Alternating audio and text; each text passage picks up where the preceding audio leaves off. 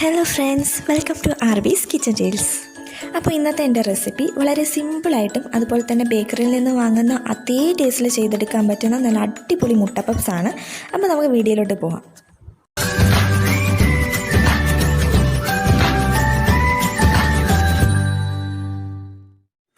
അപ്പോൾ ഈ പപ്സ് ചെയ്തെടുക്കാനായിട്ട് നമുക്ക് 2 കപ്പ് മൈദയാണ് ആവശ്യം. അപ്പോൾ അത് ഞാനൊരു ബൗളിലേക്ക് ഇടുന്നുണ്ട്. ഇനി ഇതിലേക്ക് 1 ടീസ്പൂൺ ഉപ്പ് ചേർത്ത് കൊടുക്കാം. ഇനി ആ സ്പൂൺ കൊണ്ട് തന്നെ അത് രണ്ടും കൂടെ നല്ലതുപോലെ ഒന്ന് മിക്സ് ചെയ്തെടുക്കാം. അപ്പോൾ ഇതൊന്ന് മിക്സ് ചെയ്തെടുത്തിട്ടുണ്ട്. ഇനി നമുക്കത് വെള്ളം ഒഴിച്ചിട്ടൊന്ന് കുഴച്ചെടുക്കാം. കുറച്ച് വെള്ളം ഒഴിച്ച് കുഴച്ചെടുത്താൽ മതി. ഒരുപാട് ഹാർഡാക്കാതെ കുറച്ച് സോഫ്റ്റായിട്ട് വേണം ഇരിക്കാൻ. അപ്പോൾ അതായത് ഞാൻ കുഴച്ചെടുത്തിട്ടുണ്ട്. അപ്പോൾ ഞാൻ കൗണ്ടർ ടോപ്പിൽ കുറച്ച് മൈദ ഇട്ട് കൊടുക്കുന്നുണ്ട്. ഇനി ഇതിലേക്ക് നമ്മൾ നേരത്തെ കുഴച്ച് വച്ചിരിക്കുന്ന ആ ഒരു മാവ് ഇതിലേക്ക് ഇട്ടിട്ട് നല്ലതുപോലെ ഒന്ന് ഉരുട്ടിയെടുക്കുക. നല്ല പ്രസ് ചെയ്ത് ഉരുട്ടിയെടുക്കുക ഇതുപോലെ. ഇത് നല്ലതുപോലെ ഒന്ന് സോഫ്റ്റായിട്ട് കിട്ടാൻ വേണ്ടിയിട്ടാണ് നമ്മളിങ്ങനെ ചെയ്തെടുക്കുന്നത്.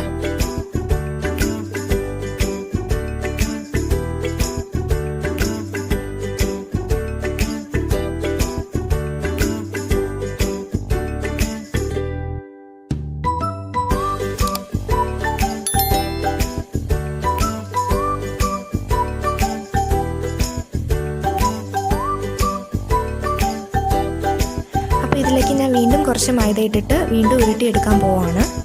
നമ്മളിങ്ങനെ തൊടുമ്പോഴത്തേക്കും കയ്യിലിങ്ങനെ ഒട്ടിപ്പിടിക്കാൻ പാടില്ല. ആ ഒരു രീതിയിൽ വേണം ഈ മാവരിക്കാനായിട്ട്. നമ്മളിതിൽ കുഴച്ചെടുക്കുമ്പം ഇതിൽ ഓയിലോ ഒന്നും യൂസ് ചെയ്യുന്നില്ല.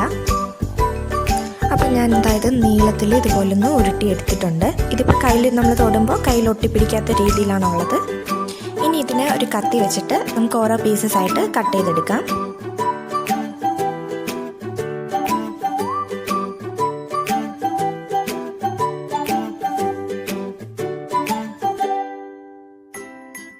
അപ്പോൾ എനിക്കിവിടെ 6 പീസസാണ് ഇവിടെ കിട്ടിയിട്ടുള്ളത്. ഇനി അത് നമുക്ക് മാറ്റി വയ്ക്കാം. ഇനി ഒരു പ്ലേറ്റ് എടുത്തിട്ട് അതിലേക്ക് നമുക്ക് കുറച്ച് ഓയിൽ ഒഴിച്ചു കൊടുക്കാം. ഇനി ആ പ്ലേറ്റിൽ എല്ലാ സൈഡിലും ആവുന്ന രീതിയിലൊന്ന് ഈ ഓയിലൊന്ന് സ്പ്രെഡ് ചെയ്ത് കൊടുക്കുക. ഇനി നമുക്ക് കുഴച്ച് മാറ്റി വെച്ചേക്കുന്ന ഓരോ ബോൾസാക്കി എടുത്തിട്ട് കൈ കൊണ്ട് ഇതുപോലെ ഒന്ന് ചെറുതായിട്ടൊന്ന് പരത്തി വെച്ചതിന് ശേഷം ഈ ഓയിലിലേക്കൊന്ന് ഒരു സൈഡൊന്ന് ഡിപ്പ് ചെയ്തതിന് ശേഷം മറ്റേ സൈഡ് തിരിച്ചിട്ട് കൊടുക്കുക.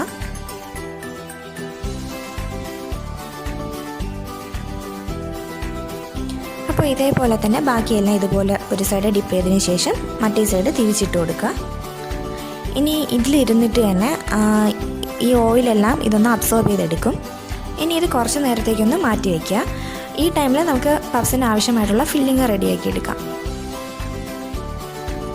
അപ്പോൾ നമുക്ക് ഫില്ലിങ്ങിന് വേണ്ടിയിട്ട് ഒരു പാനിലേക്ക് ഓയിൽ ഒഴിച്ചു കൊടുക്കാം. ഇനി അതിലേക്ക് നീളത്തിൽ അരിഞ്ഞ സവാള ചേർത്ത് കൊടുക്കാം.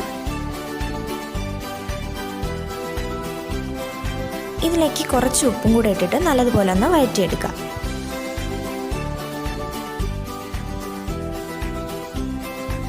ഇനി ഈ സവാള കുറച്ചൊന്ന് വാടി വരുമ്പോൾ അതിലേക്ക് 1 ടീസ്പൂൺ മഞ്ഞൾപ്പൊടി ചേർത്ത് കൊടുക്കാം. ഇനി ഇതൊന്നും കൂടെ ഒന്ന് വഴറ്റിയെടുക്കുക. ഇനി കുറച്ച് നേരം ഒന്ന് അടച്ച് വെച്ചിട്ടൊന്ന് വേവിച്ചെടുക്കാം.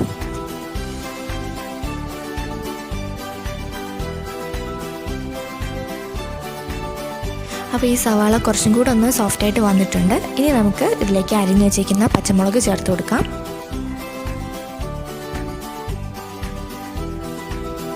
ഇനി ഇതിലേക്ക് 1 ടീസ്പൂൺ മുളക് പൊടി, 1 ടീസ്പൂൺ മല്ലിപ്പൊടി, 1 ടീസ്പൂൺ ഗരം മസാല, പിന്നെ ചതച്ച് വെച്ചിരിക്കുന്ന ഇഞ്ചിയും വെളുത്തുള്ളിയും കൂടി ചേർത്തിട്ട് ഒന്ന് മിക്സ് ചെയ്തെടുക്കുക.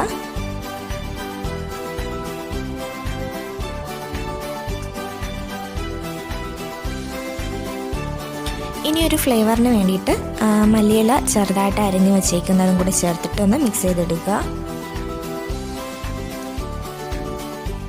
ഇനി ഇത് കുറച്ചും കൂടെ നല്ലതുപോലെ ഒന്ന് സോഫ്റ്റ് ആകാൻ വേണ്ടിയിട്ട് അടച്ച് വെച്ചിട്ട് ഒന്ന് വേവിച്ചെടുക്കാം. അപ്പോൾ നമ്മുടെ പഫ്സിൻ്റെ ഫില്ലിങ് ഇവിടെ റെഡി ആയിട്ടുണ്ട്. അപ്പോൾ നമ്മൾ മുന്നേ മാറ്റി വെച്ചിരിക്കുന്ന ആ ഒരു മാവ് ഓയിലൊക്കെ നല്ലതുപോലെ അബ്സോർബ് ചെയ്തിട്ട് നല്ല സോഫ്റ്റായിട്ട് വന്നിട്ടുണ്ട്. നമ്മൾ കയ്യിൽ എടുക്കുമ്പോൾ തന്നെ ഇങ്ങനെ വലിഞ്ഞു പോവും. ആ രീതിയിൽ അത്രയും സോഫ്റ്റായിട്ട് വന്നിട്ടുണ്ട്.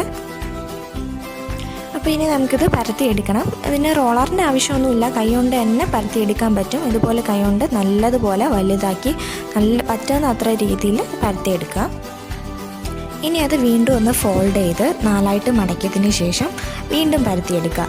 നമ്മൾ പപ്സൊക്കെ കഴിക്കുമ്പോൾ അറിയാൻ പറ്റും, നമ്മൾ കഴിക്കുമ്പോൾ ഓരോ ലെയറായിട്ടാണ് ഇരിക്കുന്നത്. അപ്പോൾ അങ്ങനെ കിട്ടാൻ വേണ്ടിയിട്ടാണ് നമ്മളിങ്ങനെ ചെയ്യുന്നത്. പരത്തിയതിന് ശേഷം വീണ്ടും 4ആക്കി ഫോൾഡ് ചെയ്തിട്ട് വീണ്ടും പരത്തിയെടുക്കുക.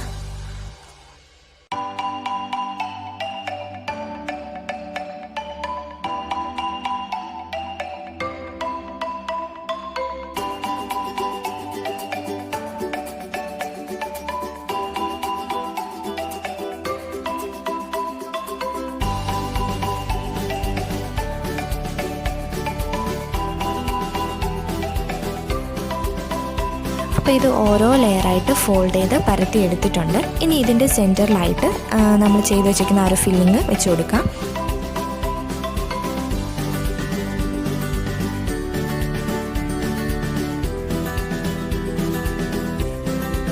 ഇനി ഇതിൻ്റെ പുറത്തായിട്ട് നമ്മൾ വേവിച്ച് വെച്ചിരിക്കുന്ന മുട്ട ഹാഫായിട്ട് കട്ട് ചെയ്തതാണ്, അതൊന്ന് തിരിച്ച് വെച്ച് കൊടുക്കുക.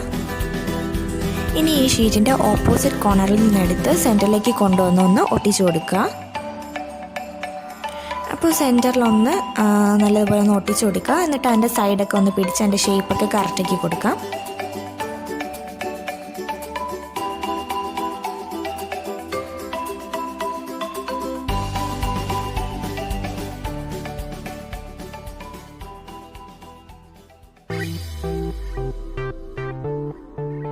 അപ്പോൾ ബാക്കി എല്ലാ പപ്സും ഞാൻ ഇതുപോലെ ചെയ്തെടുത്തിട്ടുണ്ട്.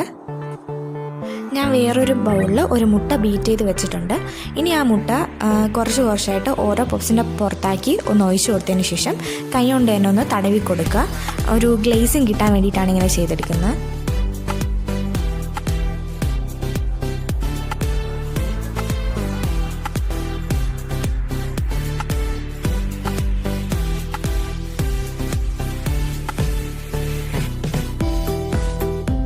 അപ്പോൾ ബാക്കി എല്ലാ പപ്സിലും ഇതുപോലെ തന്നെ ഒന്ന് ചെയ്തെടുക്കുക. ഇനി ഒരു പ്രഷർ കുക്കറിലേക്ക് 1 സ്പൂൺ ഓയിൽ ഒഴിച്ചു കൊടുക്കാം.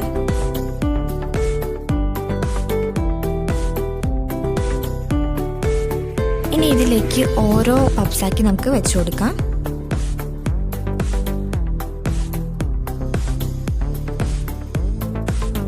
ഇനി ഓരോ 4 മിനിറ്റ് കഴിയുമ്പോഴും അതിൻ്റെ ഓരോ സൈഡൊന്ന് തിരിച്ച് മറിച്ചൊക്കെ ഒന്ന് ഇട്ട് കൊടുക്കുക. ഇത് ചെയ്യുമ്പോൾ പ്രത്യേകം ശ്രദ്ധിക്കുക, ലോ ഫ്ലെയിമിൽ ഇട്ട് തന്നെ ചെയ്യുക. അപ്പോൾ നമ്മുടെ മുട്ട പപ്സ് ഇവിടെ റെഡി ആയിട്ടുണ്ട്. കടയിൽ നിന്ന് വാങ്ങുന്ന അതേ ടേസ്റ്റ് തന്നെയാണ്, അതിനേക്കാളും ഹെൽത്തിയുമാണ്. കാരണം നമ്മളിവിടെ ഡീപ് ഫ്രൈ ഒന്നും ചെയ്യുന്നില്ലല്ലോ, അപ്പോൾ ഓയിലും കുറവായിരിക്കും. അതുകൊണ്ട് എന്തായാലും ഇതൊന്ന് ട്രൈ ചെയ്ത് നോക്കുക. വളരെ സിമ്പിളായിട്ട് ചെയ്തെടുക്കാൻ പറ്റുന്നതാണ്. ഈ വീഡിയോ ഇഷ്ടപ്പെട്ടിട്ടുണ്ടെങ്കിൽ ലൈക്ക് ചെയ്യാനും ഷെയർ ചെയ്യാനും കമൻറ്റ് ചെയ്യാനും ഒന്നും മറക്കരുത്. അതുപോലെ സബ്സ്ക്രൈബ് ചെയ്യാത്തവരുണ്ടെങ്കിൽ please do subscribe. Thanks for watching.